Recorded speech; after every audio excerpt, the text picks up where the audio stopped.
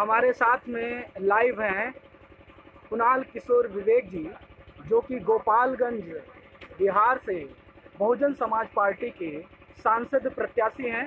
कुणाल जी, आपका बहुत बहुत स्वागत है, आपको ढेर सारी शुभकामनाएं। धन्यवाद आप लोगों का। सबसे पहली बात, जिस तरीके से आपको एक शोध छात्र होने के बीएचयू का शोध छात्र होने और छात्र नेता, एक नेतृत्वकर्ता के तौर पे आप काम कर रहे थे बीएचयू में, और पूरे भारत में आप लगातार सक्रिय थे बहुजन आंदोलन को लेकर के, तो उसके बाद बहन जी ने आपको गोपालगंज से प्रत्याशी बनाया है। तो इससे युवाओं में, बहुजन युवाओं में, पूरे देश के युवाओं में क्या संदेश गया है, किस तरीके से उसको रिएक्ट कर रहे हैं इस बात पे? देखिए, जैसे कि हमारे साथ भी जो युवा खड़े हैं, ठीक है, यही नहीं, हर यूनिवर्सिटी और पूरे देश में युवाओं का शुभकामनाएं आ रहे हैं। कितने लड़के पहुंच रहे हैं, कितने लड़के अभी आने के लिए तैयार हैं, ठीक है। तो इससे जाहिर सी बात है, आप अंदाजा लगा सकते हैं कि किस तरह का उत्साह है बच्चों में, हमारे खासकर हमारे बहुजन समाज से जो भी यूथ आते हैं। और एक जो बातें हमेशा अक्सर होती रहती हैं कि बहन जी, ये पार्टी जो है युवाओं को नहीं प्रमोट करती है, तो ये उदाहरण एक सामने है, आपके सामने मैं खुद एक उदाहरण के रूप में हूँ कि पार्टी ने मुझे रिकॉग्नाइज किया मेरे कार्य के आधार पे। उस तरह से मुझे इज्जत दिया गया, सम्मान दिया गया जितना मैंने काम किया, और आज मैं इस लोकसभा के प्रत्याशी के रूप में आप लोगों के सामने हूँ। तो बेहद खुशी है, खासकर युवा जो वर्ग है, जिसके हाथों में ताकत होती है सरकार बदल देने की, बना देने की। तो एक साधारण घर से आने वाले इस युवा के मस्तिष्क में भी बहन जी ने ये सपना रोप दिया कि हाँ, एक साधारण घर से भी आने वाला एक लड़का सांसद बन सकता है, कोई भी कुर्सी को छू सकता है। जैसे कि गोपालगंज के कई सारे लोकल जगहों पे हम लोग विजिट किए और वहाँ पे हम लोग बात कर रहे थे, तो कई सारे लोगों का कहना था कि कुणाल किशोर विवेक जी युवा हैं, लेकिन गरीब घर से आते हैं, तो इसके बावजूद किस तरीके से अपना वो इतने सारे मजबूत कैंडिडेट से लड़ाई लड़ पाएंगे, इतने सारी बड़ी बड़ी पार्टियां हैं, उनसे कैसे लड़ाई लड़ पाएंगे, इस तरीके के सवाल समाज में लोग कर रहे थे। उनको आप क्या जवाब देंगे? देखिए, हम लोग मान्यवर साहब को मानने वाले लोग हैं, ठीक है। मान्यवर साहब का कहना था, एक वोट एक नोट। तो मान्यवर साहब वो शख्स थे जब हमारे पास संसाधन नहीं था, जब हमारा समाज संसाधन विहीन था, तब साइकिल से देश भर चल चल के उस सोती हुई कौम को उन्होंने जगाया। जिस समाज के पास पहनने के लिए ये लत्ता नहीं था, उसको सत्ता थमा दिया। वैसे शख्सियत मेरे आदर्श हैं, मैं उनको कोशिश करता हूँ, उनको जीऊं, ये हमारी कोशिश हमेशा होती है। अगर इतिहास भी उठा करके देखें तो किसी संसाधन की मुझे मुंह परवाह नहीं रहती, भले ही कितने भी राजा सामने खड़े हो, लेकिन मुझे अपने पे यकीन है, अपने जो सिद्धांत है उस पे मैं मजबूती से डटा हुआ हूँ, और मान्यवर साहब का सिपाही हूँ मैं, बहन जी का सिपाही हूँ।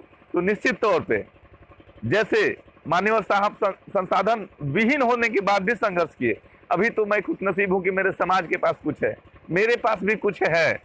तो निश्चित तौर पे उपलब्ध संसाधनों के बदौलत और साथियों, भाइयों और समाज से मिल रहे समर्थन के बदौलत मैं बहुत ही मजबूती से लड़ रहा हूँ। मुझे आशा नहीं, पूरी उम्मीद है कि हर तरह से मुझे सहयोग मिलेगा, जैसा कि उत्साह दिख रहा है अभी आपको भी, जैसा कि फीडबैक मिला है, आपने भी चर्चा की इसकी। तो लड़ाई भरे ही सामने हैं लोग, बहुत बड़े बड़े लोग हैं, पैसे से लेकर के आए हैं, लेकिन जनता भी तो जानती है ना कि जो अगर पैसा लेकर आया है तो पैसा निकालेगा उससे। तो ये सारी चीजें हैं। अभी जैसा कि आप लोग आवाज़ सुन पा रहे होंगे, हम इस समय लाइव कर रहे हैं। बहन जी की रैली 18 तारीख को होने वाली है। ये रैली स्थल है बहन जी का, मैं आपको दिखाने का प्रयास करूंगा। यहाँ पे स्टेज बनने की तैयारी चल रही है और ये स्टेज बनने की प्रक्रिया है। हम लोग यहाँ कुणाल जी पूरी तैयारी कर रहे हैं, हम लोग यहीं से सीधे लाइव कर रहे हैं ताकि दिखा सकें कि किस तरीके से कुणाल जी लगातार व्यस्त हैं। हाँ। बहन जी की रैली की तैयारी में। बहन जी यहाँ पे कब आ रही हैं और क्या आप लोग का प्लान है? माननीय बहन कुमारी मायावती जी 18 अप्रैल को गोपालगंज की धरती पे आ रही हैं। 10 बजे से प्रोग्राम का समय निर्धारित किया गया है। तो गोपालगंज वासियों से मैं ये कहना चाहूँगा कि ये बड़ा ही सौभाग्य का क्षण है कि बहन जी का यहाँ पे पदार्पण हो रहा है, यहाँ पे बहन जी का आगमन हो रहा है। और एक बात और, इतिहास उस दिन लिख दिया जाएगा गोपालगंज में। इतने लोग आतुर हैं और इतने समर्थक हैं बहन जी के, यहाँ पे इतने लोग आने के लिए हैरान हैं। कई जिलों से, बिहार के कई जिलों से हमारे छात्र जितने भी युवा हैं, सारे अपने अपने पैसों से खर्चा करके, इकट्ठा करके, बस करके सारे लोग पहुंच रहे हैं और एक इतिहास हम लोग लिखने जा रहे हैं। उतना भीड़ शायद ही गोपालगंज की जनता कभी देखी होगी या कोई भी देखा होगा। उतना बहुत बड़ा जन सैलाब उमड़ने वाला है 18 को। आप भी आइए, हिस्सा बनिए, इस क्षण को जिए, बहन जी के भाषण का लाभ उठाइए। आगे आपकी क्या रणनीति होगी, किस तरीके से आप संसाधन, चूंकि आप आर्थिक संकट, एक गरीब समाज से आने के नाते, दलित समाज से आने के नाते, ये आपके सामने एक आर्थिक संकट भी है, बड़े बड़े धनबल बाहुबली लोगों को चुनौती देनी है। तो क्या आप आर्थिक चुनौती से निपटने के लिए समाज से अपील करेंगे आपको आर्थिक रूप से सहयोग करने के लिए? जिस तरीके से आप देखेंगे कन्हैया का कैंपेन चल रहा है, उनके लिए लोगों ने फंडिंग की। बीएसपी के एक कैंडिडेट रहे हैं रोहित वेमुला के साथी, उनके लिए भी कैंपेन किया गया। तो आप इस तरीके की कुछ समाज से अपील करना चाहेंगे? देखिए, गरीब शब्द तो मेरे डायरी में नहीं है। थोड़ी कमी रही होगी, कमी मान्यवर साहब को रही होगी, बाबा साहब को रही होगी, बेशक बहन जी को भी वो सामने मिली होगी, लेकिन कमी मुझे नहीं है। उन महापुरुषों ने, उन संतों के संघर्ष की बदौलत इतना जरूर है मेरे पास कि हमारे लोग, या आप हुए या हम, इतने संसाधन संपन्न हो गए हैं और आज के दिन में कुछ मुश्किल नहीं है। बहुत सारे लोग खड़े हैं हमारे समाज के भी, जैसे बाबा साहब बोला करते थे, पे बैक टू सोसाइटी। तो बहुत जिम्मेवार लोग हैं जो कि खुद ही आगे आए हैं कि नहीं, ऐसे युवा, ऐसे पढ़े लिखे लोग हमारे समाज से आगे आ रहे हैं राजनीति में। तो हम लोग धन बल हर तरह से, तन धन मन हर तरह से तैयार हैं। कई लोग खड़े हैं, तो जरूर स्वागत है, ऐसे लोगों का तहे दिल से स्वागत है जो बाबा साहब के सिद्धांतों में विश्वास रखते हैं, पे बैक टू सोसाइटी, या फिर किसी तरह की अंशदान देने के लिए भी आगे आए हैं। तो निश्चित रूप से मैं सराहना भी करूंगा और स्वागत भी करूंगा कि सहयोग अपेक्षित है।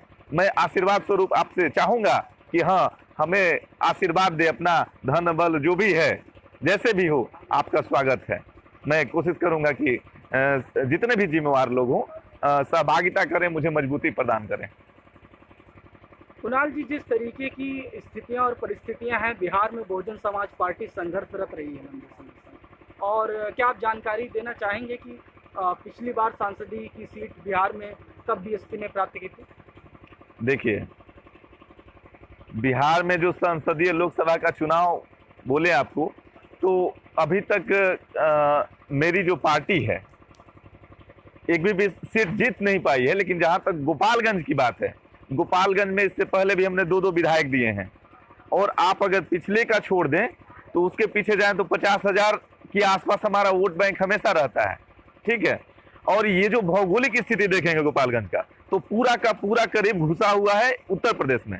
तो उत्तर प्रदेश में जो गठबंधन है, प्लस यहाँ की जो हमारी जिला की इकाई है, जो संगठन है, बहुत ही बेहतरीन काम किया गया है। हमने बूथ लेवल तक के अपने कार्यकर्ता तैयार कर लिए हैं और बहुत मजबूती से लड़ रहे हैं। इतनी मजबूती से लड़ रहे हैं कि समझ जाइए कुछ महीनों पहले तक एक बहुत बड़ी पार्टी है बिहार की, क्षेत्रीय पार्टी, उन्होंने हाथ खड़ा कर दिया, खुद अपने पैड पे लिख करके दे दिया कि यहाँ पे हम लोग कुछ नहीं कर सकते। हालांकि अब भी वो लोग प्रत्याशी दे दिए हैं, लेकिन वो अपनी औकात जान रहे हैं। तो कुल मिला करके सीट नहीं रहा है, लेकिन अब फिर मैं दावे के साथ कहता हूं कि सीट ही नहीं, कई जगहों पे बिहार में बहुत मतलब अच्छी सीट निकलने जा रही है और बहन जी को प्रधानमंत्री बनाने में बिहार की भी अहम भूमिका रहेगी उसमें। जिस तरीके से आप छात्र राजनीति में सक्रिय रहे हैं, कई मंचों पे आपने बहुजन युवा विद्वान के रूप में अपनी बातें रखी हैं, और आज के समय में जो युवा बहुजन आंदोलन को लेकर के खासकर बहुजन समाज पार्टी से जुड़ना चाहता है, काम करना चाहता है, उसके लिए आपका क्या संदेश है? देखिए, काम जो है ना, आपका मेहनत कभी बेकार नहीं जाता। किसी न किसी रूप में आपको रिजल्ट, बस पेशेंस होना चाहिए। ये है कि बहुत लोगों का युवाओं में देखता हूं कि महत्वाकांक्षा बहुत ज्यादा होती है, ठीक है, और कार्य करते नहीं है। तो ऐसा नहीं होना है हमें। कोई भी जिम्मेवारी लिए अगर, तो आप अपने खुद को सिद्ध कीजिए, खुद को साबित कीजिए, उसके अनुसार जरूर परिणाम मिलता है। उदाहरण आपका भाई यहाँ है, एक वीवीएफ से सलाहन स्तर से शुरू करने वाला, फिर मुख्य जोन इंचार्ज हुए, पूरे साउथ बिहार का जोन इंचार्ज हुए, पूरे बिहार में मुझे लगा दिया गया, फिर आज मुझे आशीर्वाद मिला, ये गोपालगंज से लोकसभा लड़ने का आशीर्वाद मिला। तो ये मुश्किल नहीं है। जो बीएसपी से, खासकर बहुजन समाज पार्टी से जुड़ना चाहते हैं, तो मैं आपको बता दूं कि कैडर पार्टी है, ये इंसानियत, मानवता को लेकर चलने वाली पार्टी है। अगर आप प्रगतिशील सोच के हैं, कोई भी युवा, किसी भी समाज के युवा हो, अगर प्रगतिशील सोच के हैं, तो निश्चित रूप से अगर किताब खोलेंगे आप, जो भी राजनीतिक पार्टियां भारत में उपलब्ध है, अगर किताब खोलेंगे तो सीधे मन से आपके दिमाग में यही आएगा, एक, इसके सिवाय कोई है ही नहीं। मैं दावे के साथ कहता हूं। और युवाओं को घबराने की जरूरत नहीं है। बहुत तरह की बातें आती हैं कि युवा भी, यूथ विंग नहीं है और युवाओं को प्रमोट नहीं किया जाता है, तो ऐसी बिल्कुल ही भी बातें नहीं है। आप आइए, बहुजन वॉलेंटियर फोर्स है, उसे ज्वाइन कीजिए, आप काम कीजिए, खुद को साबित कीजिए। आज तो मैं 10 ऐसा नाम बता सकता हूं कि हमारे पार्टी में, राष्ट्रीय पार्टी में बहुत अच्छे पद पे हमारे लड़के रखे गए हैं और बहुत अच्छा चांस दिया जा रहा है। मैं खुद भी बिहार का प्रभारी रहते हुए भी बहुत सारे लड़कों को प्रोमोट किया हर जगह। 50% बहन जी का कहना है कि 50% यूथ को देना है, हमने किया, लागू किया, हम लोगों ने किया। और आज देखिए, टिकट के भी बंटवारे के मामले में मुझे रखा गया। मुझे बहन जी ने खुद बोला कि नहीं, कुणाल जी को मैं यहां से लड़वा रही हूं, तो आशीर्वाद मिला। ऐसा नहीं है कि नहीं मिलने वाला। तो महत्वाकांक्षा कम करते हुए कार्य क्षमता पे हमें विश्वास रखना होगा। कार्य कीजिए, फल निश्चित मिलेगा। पूरे भारत का बहुजन युवा, जिस तरीके से आपने पहले बहुजन आंदोलन में पूरे भारत में काम किया, उसके बाद में जिस तरीके से बहुजन समाज पार्टी में आप एक यूथ मॉडल के रूप में उभर रहे हैं, खासकर बिहार में, उत्तर प्रदेश में, अन्य रूप में, इसको लोग आपको अपने यूथ आइकॉन, बहुजन यूथ आइकॉन के रूप में देख रहे हैं, इसको आप कैसे देखते हैं? देखिए, ये तो खुशनसीबी है मेरी। अगर समझ रहे हैं तो बहुत अच्छा है, क्योंकि आप भी समझ रहे हैं। आपने तो मुझे पढ़ा है, बीएचयू का आंदोलन हो या कहीं भी क्षेत्र में, तो मुझे बहुजन समाज ये जो है, यही मेरा घर है। घर से भी वास्ता नहीं रहता। जब 1999 में मैं घर छोड़ा था, आज 2019 हो गया। इन 20 सालों के दरमियान मुझे लगता है कि मैं साल भर भी घर पे नहीं रहा होऊंगा। ये समाज ही घर है, बखूबी जानते हैं आप, सर्च भी कर सकते हैं। और ज्यादातर मेरा समय वही जो किस्मत लाल कांड है, वो जो आदिवासी फैमिली है, वही मेरा रख रखाव करना है, वहीं का काम करना है, यही है जुड़ा हुआ। तो यही मेरी जिंदगी है। और जो आप बोल रहे हैं कि पूरा समाज, पूरा स्टूडेंट जो यूथ समाज है, तो सही बात है। तो ये बात है कि पूरा, जैसे स्टूडेंट में हम लोगों का काम रहा है पूरा नेशनल लेवल का, तो यूथ जो है, बहुत सारे यूथ हैं। यहाँ पे भी आप देख रहे होंगे, कैंपेन में भी सारे छात्रावास, करीब बिहार के सारे छात्रावास से लड़के आए हुए हैं। तो छात्रावास का मामला हो या कहीं का भी, तुरंत फोन आता है मुझे और मैं तुरंत रिएक्ट करता हूं। आज जैसे आरा हॉस्टल का उदाहरण ले, बहुत सारे लड़के पहुंचे हुए हैं। तो मैं बता दूं, 2 महीने पहले की कांड है, एक लड़के को गोली लगा था। मैंने उसको क्राउड फंडिंग करके 1.5 लाख रुपए दे करके उसको इलाज करवाया। सारा चीज प्रबंध करना, केस लड़ने से लेकर के हर चीज। तो हमेशा मैं छात्रों के बीच उपस्थित रहता हूं, इसलिए हमारे छात्र बंधु भी लगे हुए हैं। यही नहीं, पूरे बिहार की ही नहीं, पूरे देश के छात्र अभी जेएनयू से लड़के आ रहे हैं, कहीं कहीं से लड़के फोन कर रहे हैं कि भैया हम कब आए। मुंबई से आ रहे हैं, वर्धा से आ रहे हैं, हैदराबाद यूनिवर्सिटी से आ रहे हैं, टिस से आ रहे हैं। तो काफी उत्साह है हमारे युवाओं में भी कि नहीं, बहन जी ने मौका दिया है, एक यूथ को मौका दिया है, तो हमें साबित करना है कि बहन जी आप अगर विश्वास करती हैं तो हम भी साबित करेंगे, पूरी तरह से इसको रिजल्ट में तब्दील करके ये बताएंगे कि बहन जी आपके विश्वास पे हम लोग खरे उतर रहे हैं। गोपालगंज से आप सांसद प्रत्याशी हैं बहुजन समाज पार्टी से। गोपालगंज की जनता ने आपसे क्या सपने सजे हुए हैं, क्या सपने आपने गोपालगंज की जनता के लिए सजे? देखिए, अगर अभी वर्तमान की बात करें तो संसद में बहुत सारे मुद्दे हैं, यहाँ पे बहुत सारे मुद्दे हैं, लेकिन संसद में आवाज तक नहीं आता गोपालगंज सुनने के लिए, कान तरस जाते हैं। शायद वो वर्तमान में जो है उनकी कमी रही होगी। लेकिन मैं बताना चाहूंगा, वैसे वादे करना तो हम लोगों को लिखा नहीं होता है, वैसे आता नहीं है मुझे नौटंकी करने के पीछे हेलीकॉप्टर लगा हुआ और मैं आसानी से बोल दूं कि मैं तो चाय वाला हूं, तो वैसा मजाक नहीं उड़ाना है मुझे गरीबी का। लेकिन मैं आपको बता दूं कि हम लोग वादों में भरोसा नहीं रखते हैं, कामों में भरोसा रखते हैं। इतिहास पलट लीजिएगा हम लोगों का। यहाँ की देखिए जो क्षेत्रीय समस्याएं हैं बहुत ज्यादा है। जैसे कि एक यूथ होने के नाते, एक छात्र होने के नाते, छात्र जीवन राजनीति का लंबा अनुभव होने के नाते मुझे पता है कि इन युवाओं का, इन छात्र बंधुओं का क्या दिक्कत है। यहाँ पे एक आज तक इस पूरे जिले में जो कि 140 किलोमीटर इसका डिस्टेंस है, फिर भी आज तक एक अच्छी संस्थान नहीं है। यहाँ पे यूनिवर्सिटी नहीं है। यूनिवर्सिटी के लिए हमारे छात्रों को जाना पड़ता है 100 किलोमीटर दूर। जेपी यूनिवर्सिटी हो गया, इधर बीबीए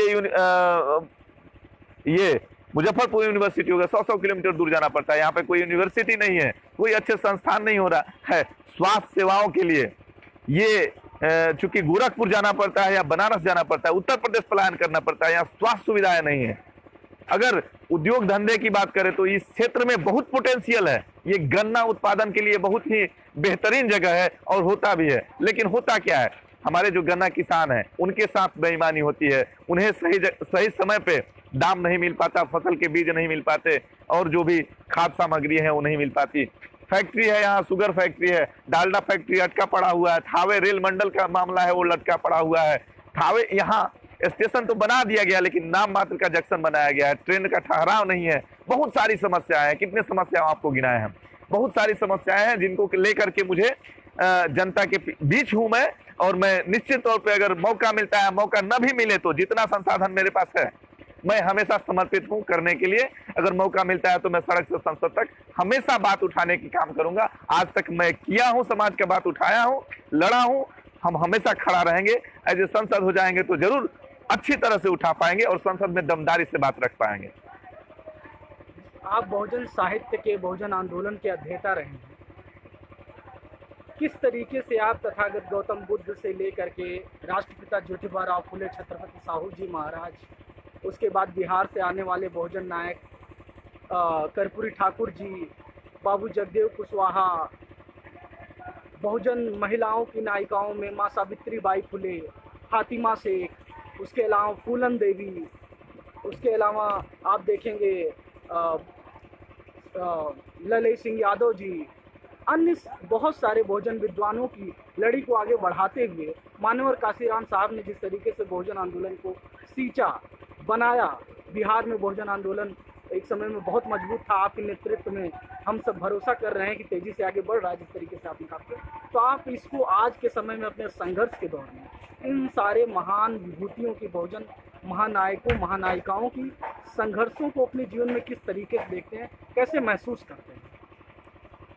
आज मैं जो बोल पा रहा हूँ, ये जो आवाज लफ्ज निकल रहे हैं ना, इसके पीछे भी या फिर ये जो मंच प्रदान किया गया है, हमारे भाई सामने कैमरा लेकर कैद कर रहे हैं, यहाँ तक लाने में, ये आवाज देने तक में बहुत सारे लोगों ने संघर्ष किया है इसके पीछे, तब ये कहीं कुनाल होकर खड़ा हो पाया है।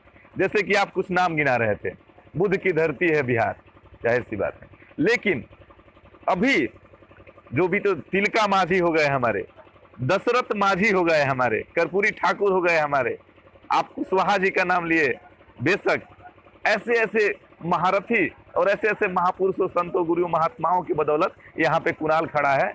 इनका जीवन भर का संघर्ष रहा जो आज थोड़ा थोड़ा रिजल्ट में आता दिख रहा है और हम बोल पा रहे हैं। हम एक सामान्य जो नागरिक होता है उसकी जिंदगी जी पा रहे हैं। इसके पीछे हमारे महात्माओं ने, पूर्वजों ने बहुत काम किया। तो मैं हमेशा ही कोशिश करता हूं कि उन्होंने जो समतामूलक समाज स्थापित करने का सपना देखा था उसको सही साबित करने के लिए मैं हमेशा संघर्षरत रहता हूं। और मुझे सच में नमक हरामी करने नहीं आती। जिसने मुझे खड़ा किया है उनकी क्या सोच थी, उसे मैं हर संभव कोशिश करता हूं कि यहाँ सजीव कर दूं, उसको मैं धरती पे उतार दूं, उनके जो सपने थे उसके सपनों को साकार कर दूं। इसलिए मैं हमेशा संघर्ष रहता।